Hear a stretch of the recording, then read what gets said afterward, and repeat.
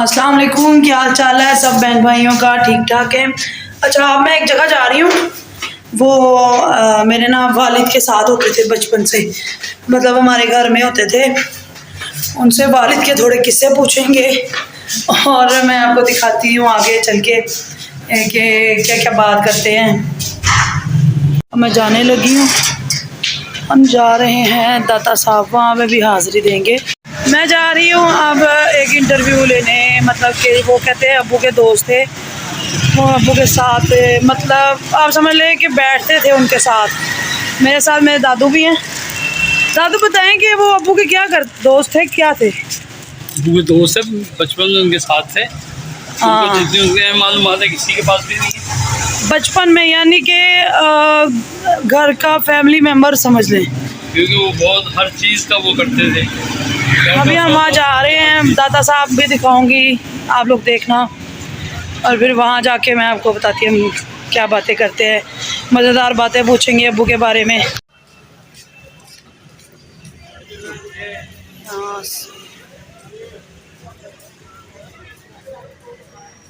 اصل میں پیر مکی صاحب اور داتا صاحب گھر کے پاس ہی ہے نا، تو پیدل بھی چلے جاتے ہیں. یہ ہے پیر مکی بازار باہر.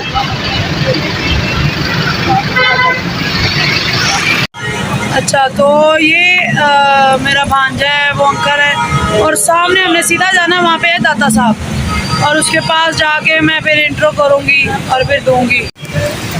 یہ ہے ان کی دکان اور یہ ہے ان کا گھر، جو میرے ابو کے دوست ہے، یعنی کہ ان کا نام ہے ٹونی. یہ ہم ان کے پاس بچپن میں ان کی سسٹر کے پاس ٹیوشن بھی پڑھے ہوئے ہیں. یہ ابو کے ساتھ بھی ہوتے تھے. یہاں پاس ہی ہے داتا صاحب.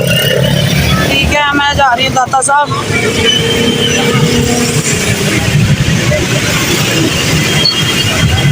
گرمی اتنی ہے، توبہ، لو چل رہی ہے، ہوا بھی نہیں.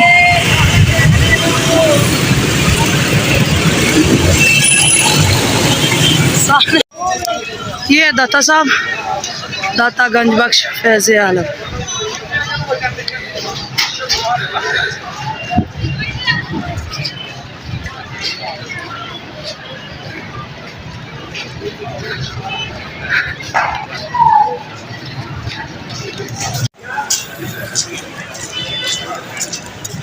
یہ ہے داتا صاحب، داتا گنج بخش، اور جن کی دکان ہے وہ یہ میرے یعنی کہ ابو کے ساتھ ہی ہوتے تھے کھاڑے میں.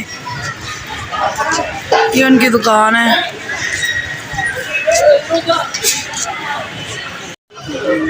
یہ اب آ گئی ہوں ان کی دکان پہ، تو پھر ہم آپ انکل سے پوچھتے ہیں ابو کی باتیں. تو چلتی ہوں میں اندر. السلام علیکم، کیا حال چال ہے میرے بہن بھائیوں کا؟ میں ویلکم کرتی ہوں مریم زہرا آفیشیل میں. اچھا، تو آج کا جو انٹرویو لیں گے نا میرے ابو کے جو پھوپھو کے بیٹے ہیں ارشد علی غوری، وہ لیں گے میرے ابو کے دوست کا انٹرویو. تو میں آپ کو دکھاتی ہوں، چلے انٹرویو شروع کرتے ہیں. تمام ناظرین بہن بھائیوں کو میری طرف سے بہت بہت سلام. مریم زہرا آفیشیل چینل ہے. آج مریم کی کچھ مصروفیات تھی، انہوں نے مجھے یہ موقع فراہم کیا کہ میں ان کے والد مسلم پاکستان زہرا فلمان مرحوم کے بچپن کے دوست اور ان کے قریبی ساتھی علی بھائی عرف پولا انکل، ان سے انٹرویو کرنے آئے ہیں، اور تاکہ ان سے معلومات لیں کہ ان کے جو حسین یادیں تھیں، جو خوبصورت دن تھے، وہ کہاں گئے تھے اور کیا کرتے تھے اور کیا کھاتے تھے اور کیا پیتے تھے، ہر چیز کو وہ تفصیل سے بیان کریں گے. تو لیں ناظرین، آپ بات کرتے ہیں جناب علی بھائی پولا انکل سے. السلام علیکم. وعلیکم السلام. جی، آپ کے پاس سب سے پہلے تو مجھے آپ لوگوں کا شکریہ ادا کرنا چاہیے کہ آپ لوگوں نے مجھے موقع دیا. اور ماشاء اللہ زہرا پہلوان ورلڈ چیمپئن پہلوان تھے، اس میں فخر پاکستان بھی تھے، اور اللہ کے فضل و کرم سے میں نے آج تک ایسا انسان نہیں دیکھا، اور غریبوں سے پیار کرنے والا انسان تھا.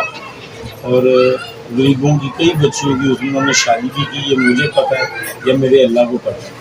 اور غریبوں کے ساتھ بہت ہی پیار کرتا تھا. یتیم بچیوں کو مہینہ بھی لگایا ہوا تھا، کسی کو نہیں پتہ، ان کے بھائیوں کو بھی نہیں پتہ. تو ماشاءاللہ جب یہ پروان چڑھ رہے تھے اور اکرم عرف حقی پہلوان کی کشتی ہوئی ہے نوکی پہلوان کے ساتھ، تو یہ ذرا بڑی عمر کے تھے اکرم عرف حقی پہلوان، اور نوکی چڑھتی جوانی میں تھا، 22-23 سال کا تھا، 24 سال کا تھا. تو ان کے چچا کے ساتھ یہ ٹریجڈی ہوئی کہ ماشاءاللہ آپ دیکھ لیجئے گا کشتی بھی کبھی بھی آپ دیکھیں چینل پہ، تو اکرم پہلوان نے نوکی پہلوان کو 3 دفعہ گرایا نیچے. اگر دیسی کشتی ہوتی تو اللہ کے فضل و کرم سے اکرم پہلوان جیتا ہوا، اور کسی نے بس بتا دیا جی ان کا شولڈر اترا ہوا تھا تو اس کی وجہ سے وہ کشتی کو ڈرا کرنا پڑا. اس کے بعد جارے پہلوان کو تیار کیا گیا 2-2.5 سال کے اندر. پہلے تو زبیر اور جارے پہلوان کو وہ مان ہی نہیں رہا تھا کہ یہ وہی بچہ ہے جس کے ساتھ میری ہاتھ جوڑی ہوئی ہے. اور اللہ کے فضل و کرم سے 2 سال بعد جب یہ جارہ پہلوان اپنے پورے عروج میں آیا، اور اس کی خوراک بھی بڑی اچھی تھی ماشاءاللہ. لوگ کہتے ہیں یہ خوراک نہیں کھاتے، خوراک پہلوان کی بڑی ہوتی ہے ماشاءاللہ. 20 کلو دودھ پینا ڈیلی 3 ٹائم، سردائی پینی، پھر دہی کے 1-2 کنڈے کھانے، گوشت کھانا، اور یہ ماشاءاللہ بڑی کثرت کرتے ہیں. اور ہماری گورنمنٹ نے کوئی ان کو سپورٹ نہیں کیا. وہی گھر ہیں جو کلیم میں ملے ہوئے ہیں، پرانے گھر ہیں، 6-6 5-5 مرلے کے گھر ہیں جن کی حالت آج بھی ویسی ہے. کوئی سپورٹ کی نہیں، کسی بھی گورنمنٹ نے نہیں کی سوائے صدر ایوب خان کی طرف سے جو سپورٹ ہوئی ہے وہی ہوئی ہے. اور اس میں سے بھی ان سے زمینیں چھین لی گئی، کافی زمینیں چھین لی گئی. صدر ایوب نے ان کو انعام دیے تھے ان کے بڑوں کو، اور میں نے اتنا سخی اور اتنا جیدار پہلوان اپنی زندگی میں نہیں دیتے. پہلی کشتی زوار پہلوان کے ساتھ ہوئی تھی ملتانی والے سے، وہ بھی بہت بڑے پہلوانوں کا پوترا تھا، رحمانی والے خاندان میں سے تھا. تو منڈو پارک میں پہلی کشتی ہوئی، زبیر پہلوان نے اس کو گرا لیا. اس کے بعد ہوئی نوکی پہلوان کے ساتھ، وہ بھی کشتی گرائی. پھر گوگا کجرا والی کے ساتھ ہوئی 2 کشتی ہے، دونوں جارے پہلوان نے گرائی. ایک 17 منٹ میں ہوئی، اور اس کا ماشاءاللہ پہلوان وہ بھی تگڑا تھا، بہت زیادہ تگڑا تھا. جارے سے جارہ ماشاءاللہ بچہ تھا، وہ بھی بڑا اچھا پہلوان تھا. اس کا کنڈا آج تک کسی نے نہیں توڑا سوائے جارے پہلوان کے علاوہ. 2 دفعہ کنڈا اس نے ڈالا، 2 دفعہ جارہ پہلوان کھڑا ہو گیا. اور فرق آباد میں ان کو جگہ تھی، گورنمنٹ نے دی، وہ لوگوں نے قبضہ کر لیا. اور کوئی تو ایسا حکمران جو پاکستان سپورٹس کے نام پر پیدا کرنے والے پہلوان 200-250 سال سے یہ خاندان چلتا آ رہا ہے. اب ان کے بچوں کی حالت دیکھیں تو آپ کو پتہ چلے کہ وہ اتنے عظیم انسان تھے جنہوں نے یہ اپنا کارنامہ. جی زبیر پہلوان کے نام پہ ماشاءاللہ گورنمنٹ کو چاہیے تھا کہ ایک اسٹیڈیم بناتے. سارے کام یہ کرتے ہیں جو کچھ بھی نہیں کرتے. جو بندہ کرکٹ کو سپورٹ کر رہا ہے اور زبیر پہلوان کو کوئی سپورٹ نہیں کر رہا. اور اس کے نام کا ایک اسٹیڈیم ہونا چاہیے. حکومت کو چاہیے تھا کہ ان کے بچوں کے ساتھ تعاون کرتے. کوئی تعاون کسی قسم کا کسی نے تعاون نہیں کیا. جنگیر بدر بھی آیا، وہ اپنے مفاد کے لیے بورڈ لے کے چلے گیا، جو کوئی بھی آیا بورڈ لے کے چلے گیا. میں اس کے نام کا زبیر اور جارے پہلوان کے نام کا ایک اسٹیڈیم بنا ہوا ہے. آج تک کسی نے کوئی اسٹیڈیم نہیں بنایا اس کے نام کا. خدا را کچھ تو خیال کرے اس خاندان کا جو 200. جی اور شالمی چوک میں بے نظیر بٹوں نے بڑی اچھی وہ لیڈر تھی اور بڑے اچھے باپ کی بیٹی تھی. انہوں نے جارے پہلوان کو اپنا بھائی بنایا ہوا تھا، اور جب بھی وہ آتی تھی تو جارہ پہلوان ان کی بڑی آنر کرتا تھا. اور ان کو چاہیے بلاول بھٹو کو اور زرداری کو کہ اس کے نام کا سندھ میں کوئی نہ کوئی اسٹیڈیم، کوئی نہ کوئی پورے پاکستان میں کسی بھی جگہ وہ ان کے نام کا اسٹیڈیم بنے تاکہ آنے والی نسلیں پہلوانی کی طرف رجوع کریں. جو ساری رات اٹھ کے جو بندہ 5-10 ہزار ڈانڈے لگاتا ہے، بیٹھیں لگاتا ہے، اس کے لیے گورنمنٹ کچھ نہیں کرتی. وہ انڈیپینڈنٹ اپنے اوپر جاتا ہے سپورٹ اور پورے مسلمانوں کا نام پیدا کرتا ہے. ان کے لیے کچھ نہیں ہے. اور کرکٹ کے لیے جو 250 سال سے 300 سال سے خدمت کر رہے ہیں، مسلمانوں کا نام پیدا کیا، ان کے لیے کچھ نہیں.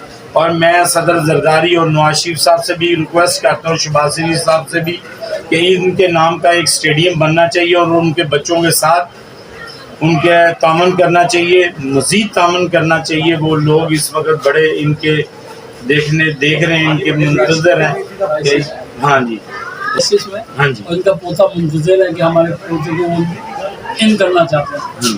وہ سپورٹ میں ان کرنا چاہتے ہیں. ان کے پوترے کو کوئی کسی قسم کا کوئی تعاون نہیں کر رہے. خدا کے لیے ہمارے پہلوانوں کا بھی کچھ سوچیں تاکہ آنے والے جو بچے ہیں ان کو سپورٹ کرنا چاہیے. پہلوانوں نے بڑا نام ان پوری دنیا میں پیدا کیا. ابھی تک لوگ BBC لندن سے انگریز نہیں آتے ہیں اور نوکی پہلوان آتا ہے. کیوں آتا ہے؟ کیونکہ یہ دنیا کے سب سے خطرناک پہلوان ہیں اور بہت بڑے پہلوان جی ہوئے ہیں. گاما پہلوان ہوا ہے, محمد بخش پہلوان ہوا ہے, گولو پہلوان, جارا پہلوان, اسلم عرف اچھا پہلوان, سہیل پہلوان. آج تک وہ بیمار پڑا, کسی نے کسی قسم کا وہ ان کے ساتھ تعاون نہیں کیا. سارے بے روزگار ہیں, کوئی تو مہینہ لگائے, کوئی تو ان کو ایڈ دے. ان کے نام کے اسٹیڈیم ہونا چاہیے تھا, گامے پہلوان کے نام پہ اسٹیڈیم ہونا چاہیے تھا, محمد بخش پہلوان کے نام پہ اسٹیڈیم ہونا چاہیے تھا. کوئی کسی قسم کا تعاون نہیں کیا. ادی بھائی, یہ جو افواہ ہے کہ جو پہلوان تھے, خاص طور پہ جارا پہلوان وغیرہ جب کشتی لڑتی تھی تو ان کے جو تائے چاچے وغیرہ ہوتے تھے, جن کے کزن اور وہ بندوقیں اسلحہ لے کے وہاں پہ موجود ہوتے تھے, اس کے زور پہ, اس کے ڈر کے جارے پہلوان سے وہ ہار جاتے تھے. کہ اس میں کتنی حد تک سچائی ہے اور یہ سچائی کیا ہے اور حقیقت کیا ہے؟ پلیز یہ ضرور بتائیے کیونکہ آپ ان کے بہت قریب تھے. زبیر مطلب جارا پہلوان کے جتنے بھی کزن تھے کوئی اسلحہ لے کے نہیں آتا تھا. یہ ساری جھوٹی اور من گڑھ باتیں ہیں, یہ سمجھ گے. اور ماشاءاللہ ریجنل جیسے کشتی ہوتی تھی ویسی کشتی ہوتی تھی. کوئی اسلحے میں کوئی بندوقیں نہیں ہوتی تھی. جینون طریقے سے انڈیپینڈنٹ اپنی پاور ول کی وجہ سے وہ کشتی گراتے تھے. زوار پہلوان کو گرایا, 2 دفعہ گوجرا والے پہلوان گوگا پہلوان کو گرایا. تو میں نے تو کوئی پستولیں نہیں دیکھی کسی کے پاس, نہ کوئی ہتھیار ہوتے تھے. سمجھ گئے, جینون طریقے سے وہ لڑتے تھے اللہ کے فضل و کرم سے.